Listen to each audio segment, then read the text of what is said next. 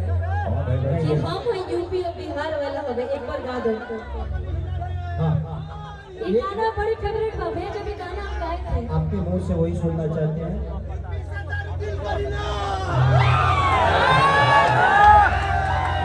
ये दारू डीलर वाले का क्या चाहता है तो अच्छा दीदी बोल रही है भैया के लिए गाओ। अच्छा ठीक है दीदी बोल रही है भैया के लिए एक ऐसा छुट्टी तो है कि मतलब ये क्या मत हो ये है नहीं तो ये दीदी बोल रही है भैया भाभी बोल रही है कि भैया और दीदी या भैया ठीक भाभी भैया बोलो। ये भोजपुरी में और चाहे दुनिया में ये सिर्फ अपने भाई के दीदी हो सकते हैं। हम कलाकार ये अपने भाई के दीदी हो सकते हैं, बाकी लोगों के भूल जाइए। इसलिए भाभी बोल रही है भैया के लिए भैया के लिए गाने के लिए ऐसा है अजीरा के भाभी का बन गया।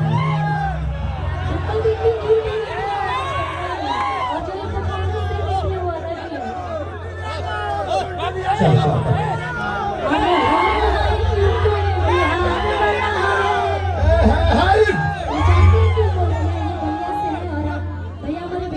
हम बिहार से आए यूपी से। भैया देखो सी भैया बिहार से हैं, भाभी यूपी से हैं।